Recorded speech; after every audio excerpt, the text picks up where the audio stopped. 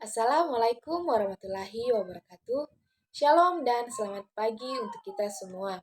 Sebelumnya, perkenalkan nama saya Rosaria Sutrisno dengan NIM 22891637, Program Studi S1 Keperawatan, mahasiswi semester 3 Distikes Tanah Toraja. Hari ini, saya akan melakukan penyuluhan singkat mengenai radang paru-paru atau pneumonia. Pengertian radang paru-paru atau pneumonia yaitu radangan yang terjadi pada lapisan tipis antara paru-paru dan tulang rusuk atau pleura.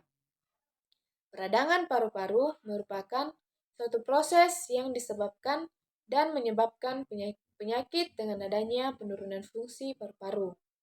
Radang paru-paru tidak selalu timbul dalam bentuk yang sama. Gejala radang paru-paru akan terlihat berbeda-beda, tergantung dari jenis patogen yang menyerangnya. Apa penyebab dari radang paru-paru? Penyebab radang paru-paru disebabkan oleh bakteri atau infeksi virus atau faktor lain yang dapat menimbulkan munculnya radang paru-paru seperti adanya infeksi, iritan, atau kerusakan. Radang paru-paru dapat menyebar di seluruh bagian paru-paru atau terkonsentrasi pada daerah tertentu. Beberapa penyebab umum dari peradangan paru-paru adalah paparan radiasi, infeksi virus atau bakteri, asma, penyakit sistematik, hingga trauma akibat cedera paru-paru. Selain bakteri, ada penyebab lain dari radang paru-paru yaitu yang pertama, pneumonia virus yang disebabkan oleh infeksi virus. Yang kedua, pneumonia aspirasi yang disebabkan oleh zat berbahaya seperti asap rokok, polutan, bahan kimia, dan asap dari lingkungan. Ketiga, pneumonia jamur yang disebabkan oleh infeksi jamur. Keempat, pneumonia di rumah sakit bisa terjadi pada pasien dengan jumlah hari perawatan panjang di rumah sakit. Setiap penyebab radang paru-paru atau pneumonia dapat menimbulkan penyakit paru yang lebih spesifik sesuai dengan penyebabnya. Gejala radang paru-paru akan terlihat berbeda-beda, tergantung dari patogen penyebabnya. Kebanyakan gejala radang paru-paru berkembang secara perlahan dalam waktu yang cukup lama. Tetapi, gejala radang paru-paru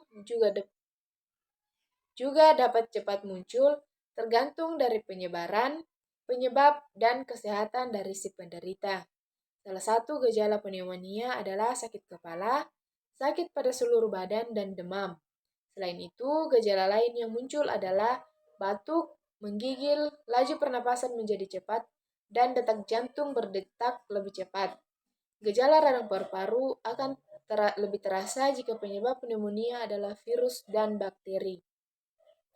Bahaya radang paru-paru adalah dapat menimbulkan berbagai jenis komplikasi kesehatan lainnya. Komplikasi pneumonia lebih sering terjadi pada anak-anak, orang tua, dan seseorang yang memiliki penyakit lainnya seperti diabetes. Bahaya radang paru-paru yaitu yang pertama, radang selaput paru, yaitu peradangan yang terjadi pada lapisan tipis antara paru-paru dan tulang rusuk atau pleura. Radang selaput paru dapat menyebabkan kesusahan bernapas bagi para penderitanya. Kedua, sepsis, yaitu komplikasi yang juga jarang terjadi, namun akan berdampak parah bagi para penderitanya. Perlu pengawasan di rumah sakit jika Anda mengalami sepsis ini. Bagaimana cara penularan radang paru-paru atau pneumonia? Radang paru-paru dapat terjadi atau menular melalui percikan ludah atau udara, seperti saat seseorang sedang bersin, batuk, maupun berbicara. Lalu, apa yang harus dilakukan saat mengalami radang paru-paru atau pneumonia? Yang harus kita lakukan yaitu kita perlu mengonsumsi obat antibiotik yang diberikan sesuai dengan resep dokter sebagai cara mengatasi radang paru-paru. Banyak mengonsumsi air putih dan juga istirahat yang cukup. Sekian dari saya atas apa yang disampaikan pada kesempatan yang diberikan hari ini. Akhir kata, saya ucapkan terima kasih. Dan wassalamualaikum warahmatullahi wabarakatuh.